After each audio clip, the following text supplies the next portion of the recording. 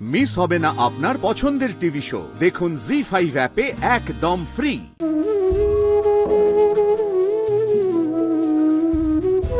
যখন প্রথম ধরেছে কলি,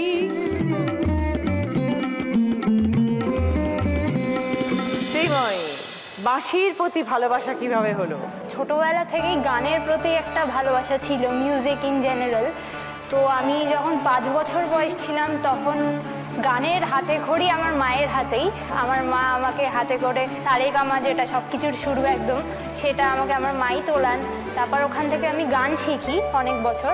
তারপর ক্লাস 8-এ আমি আমার ফেস্ট যখন হয় স্কুলের, আমি আমার একটা বন্ধুকে দেখি বাজাতে বাঁশি প্রথমবার। তো আমি তাকে বললাম যে কি করে বাজাস, একটু আমাকে হাতে দিবি। তখন সে দিল, আমি ফু দিয়ে দেখলাম আমার আওয়াজ কিছুই বেরোলো না। তো তারপর আমার ও যখন বাজাচ্ছিল সেটা দেখে আমার মনে হচ্ছে এটা শিখতে হবে। তো আমি বাড়ি এসে আমার মা বাবাকে বললাম যে এরকম আমাকে একটা কিনে দেবে। তো আমাকে বাবা লালবাজার থেকে একটা ছোট বাঁশি এরকম কিনে দেয়। তো আমি সেই বাঁশিতেই সারেগামা নিজের মতো করে তুলিনি। তারপর 1 বছর মতো আমি ইউটিউব দেখে নিজের মতো এক্সপ্লোর করে নিজেই সব পুরোটা নিজে। তো তারপর 1 বছর নিজে একটুখানি শেখবার পর নিজে থেকেই তারপর আমার গুরুজি পণ্ডিত সুদীপ চট্টোপাধ্যায়ের কাছে যাই শিখতে। এখন আমার 8 বছর মতো হলো আমি ক্লাসিক্যাল শিখছি বাঁশিতে। তোমার পাশে দেখছি এতগুলো বাঁশি, সবগুলো কি আলাদা আলাদা হয়? বাঁশির ডিফারেন্ট স্কেলস হয় সব বাঁশির। তো এগুলোর মেজারমেন্ট অনুযায়ী ডিফারেন্ট স্কেল। যেমনি আমার কাছে সবচেয়ে বড় বাঁশি যেটা বেসের বাঁশি, এটা হচ্ছে ইয়ের বাঁশি। এটা আমরা জেনারেলি ক্লাসিক্যালের জন্যই ব্যবহার করি ইয়ে। আর বাকি যারা গান এমনি যে কোনো স্কেল, জি এর বাঁশি হয়, সব ডিফারেন্ট সাইজের। এগুলো কি তোমাকে আলাদা করে বানাতে হয় না, এগুলো এরকম কিনতে পাওয়া যায়? এগুলো বানানো হয়, ভালোবাসি আমরা ইউজুয়ালি ফ্লুট মেকারদের থেকে আমরা বানাই, আর কিনতেও পাওয়া যায় এমনি। তো এখন কিভাবে প্রোগ্রাম করো? আমি অ্যাকচুয়ালি স্টুডেন্টই, আমি প্রফেশনালি একটা নাটকের গ্রুপে আছি, নয়নাটুয়া। তো আমি তাদের সাথেই বাজাই, তো তাদের সাথে শোজ করি মাঝে মাঝে। আর বাঁশিটা আমি আলাদা করে আমার গুরুজির কাছে শিখছি। খুব ভালো। এবার আমরা খেলা শুরু করি। স্টার্ট।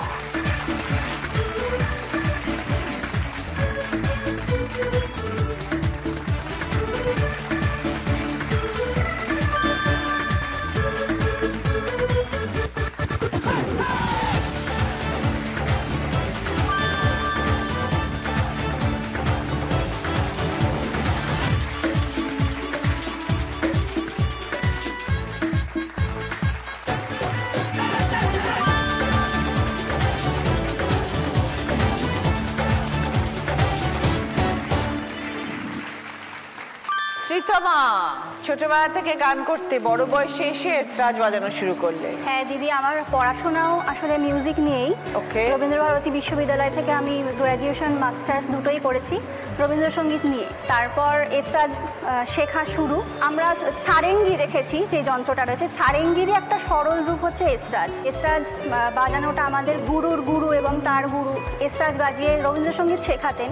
পরিবার আমার মা বাবা ভীষণভাবে আমাকে ছোটবেলা থেকে সাপোর্ট করেছে, কখনো বাধা দেননি যে না গান করা যাবে না, পড়াশোনার দিকেই করতে হবে, সেরকম নয়। এবং এখন আমার বিয়ে হয়েছে, আমার হাজবেন্ড, আমার শ্বশুরবাড়ির সবাই খুব সাপোর্টিভ, যার জন্য আমার ওই সংসারের দিকে বেশি মনোযোগ দেওয়া সেই ব্যাপারটা একেবারেই করতে হয় না। তুমি তোমার এই প্যাশনটা নিয়ে থাকতে পারো একদম। আমি সারাদিন গান নিয়েই থাকতে পারি, সেটার জন্য আমি খুব ব্লেসড। বাজানোটা কতটা কঠিন, শেখাটা কতটা কঠিন ছিল? আসলে যারা গান জানে আর কি, মিউজিক সম্পর্কে যাদের কিছুটা ধারণা রয়েছে, যে কোনো যন্ত্র ধরতে আর কি সুবিধা হয়। তুমি কি এখন প্রোগ্রাম করো? হ্যাঁ, প্রোগ্রাম করি, বিভিন্ন মঞ্চে প্রোগ্রাম করি। তখন তুমি গাও আর বাজাও দুটোই করো? একসাথেই করি। আগে তো আমি এসরাজ যখন শিখিনি তখন এমনি গান গাইতাম। তো তুমি মূলত কি রবীন্দ্রসঙ্গীতের সাথে এসরাজ? মূলত রবীন্দ্রসঙ্গীতের সাথে এসরাজ বাজাই, যদিও এসরাজটা ক্লাসিক্যাল এর সাথেও বাজানো হয়। তো রবীন্দ্রনাথ যেমন শান্তিনিকেতনে বাধ্যতামূলক করেছিলেন এসরাজটা। শ্রীতমা, অনেক শুভেচ্ছা রইল। Start start. তবলা, তবলা, গরম চা, গরম চা, আলু ভাজা, আলু ভাজা। চন্দ্রিমা, এবার শুনি তোমার কথা। আমার ছোটবেলা থেকে আমি সরোদ বাজাই, আর তার সাথে সাথে আমি প্রফেশনালি একটা এমএনসির সাথে যুক্ত। আমি আর্টিফিশিয়াল ইন্টেলিজেন্সের উপর কাজ করি অন আ রেগুলার বেসিস, যেটা আমার চাকরি। তো আমি খুব ছোটোবেলায় 7 বছর বয়স থেকে আমার বাবা আমাকে সরোদ শেখান। বেসিক্যালি আমি ভীষণই একটা মিডল ক্লাস ফ্যামিলি থেকে আসছি, যেখানে বাবা সরোদ প্লেয়ার ছিলেন না। বাবা যখন কলেজে পড়তেন, বাবার স্বপ্ন ছিল যে উনি সরোদ বাজাবেন। তো উনি সরোদটা কেনেন, কিন্তু উনি শিখে উঠতে পারেননি সেইভাবে। মানে ইনিশিয়ালি শুরু করেছিলেন, বাট উনি সেটাকে কন্টিনিউ করতে পারেননি। বাবার সরোদটাতেই 15 বছর পর আমি শুরু করি, এবং আমি এমএসসি অবধি সরোদ বাজিয়েছি। তারপর আমি চলে যাই কলকাতার বাইরে পড়াশোনার জন্য। আমি অনেক বছর কলকাতার বাইরে ছিলাম, হস্টেলে চলে যাই। আমি যাই, আমার এমটেক হচ্ছে ইসরো থেকে, তো সেখানে আমি হস্টেলে ছিলাম। আমি রিসার্চ করতে খড়গপুর আইআইটিতে চলে যাই, সেখানে হস্টেলে ছিলাম। বাবা মাঝখানে খুব ডিসঅ্যাপয়েন্টেড ছিল, কি তুই নিয়ে যাচ্ছিস না সরোদ ড্রাইভ। বললাম, বাবা আমি যদি তোমাকেও আনি, তুমিও ক্লাসিক্যাল মিউজিক ভুলে যাবে। এখানে কনফারেন্স হলো, তখন যে সরোদ বাদক ছিলেন উনি সামহাও আসতে পারেননি। আর ওটা এমন একটা লাস্ট ডে হয়ে যায়, তখন ওরা আমার কাছে এসে বলে, তুমি কি একটু বাজিয়ে দিতে পারবে, তোমাকে এরকম একটা 15-20 মিনিটসের আমি স্লট দেবো। তো আমার ওটা প্রথম বাজানো হয় অনেক দিন পর, অনেক বছরের গ্যাপের পর। ওই ফাংশনটার পর আমার কাছে একটা প্রাইজ আসে, তো সেইটা আমার কাছে একটা ভীষণ ইম্পর্টেন্ট। আমি ওটাকে নিয়ে মানে কয়েকদিন আমাকে ভাবতে বাধ্য করলো যে সত্যিই তো ঠিকই তো বলেছে, আমি যত ভালোই কোড করি অন এ রেগুলার বেসিস আমি একটা পেমেন্ট পাই, দ্যাটস ইট, তার বাইরে কিছু নেই। তো সেইখান থেকে আবার আমার সরোদ শেখা শুরু। সরোদ শিখলাম, তারপর এখনও আমি শিখছি। আমি পণ্ডিত শেখর বোরকারজির কাছে এখন শিখি। আমি জাস্ট 6 মাস হয়েছে কলকাতায় আবার ফেরত এসেছি। পুনে থেকে আসার পর ওনার সাথে আমার অনলাইন ক্লাসেস হয়। আমি একটা ইউটিউব চ্যানেল খুলেছি, মিউজিক্যালি বাই চন্দ্রিমা। ইনফ্যাক্ট ওই চ্যানেলটাও আমার এইভাবেই খোলা। আমি এরকম নয় যে আমি ভীষণ মানে খুব বড় কিছু ভেবে চ্যানেলটা খুলেছি। আমি শুধু এইটুকু পারফর্ম করার চেষ্টা করছিলাম যে অ্যাটলিস্ট আমি একটা প্ল্যাটফর্ম কিছু বাজাই, এই আর কি। এইসব আমি চেষ্টা করছি, যাতে আমি খুবই ডিফিকাল্ট, আই উড নট সে এটা খুব ইজি।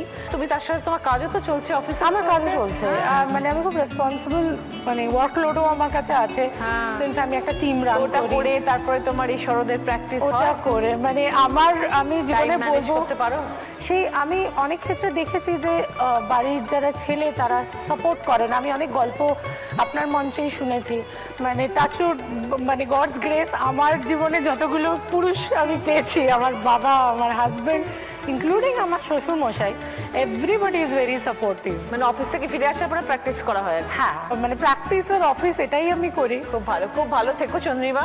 হ্যাঁ, তোমার নিজের ভালোবাসা, প্যাশন, নিজের কাজ কর্ম সব কিছু নিয়ে তুমি জীবনে এগিয়ে যাও। নিশ্চয়ই নিশ্চয়ই। ভীষণ সুন্দর একটা ইনস্ট্রুমেন্ট সরোদ, সবসময় দেখা যায় না সবাইকে বাজাতে, আর মেয়েদের তো খুবই কম দেখা যায়। একদমই তাই। Brilliant, thank you. দেখো অনেকগুলো অক্ষর এলোমেলো ভাবে আছে, সবগুলোকে সাজিয়ে একটা অর্থপূর্ণ শব্দ বানাও। এবার বলো চন্দ্রিমা। গীতবিতান। আজকে দিদি number 1 Chandrima Chakraborty with 53 points।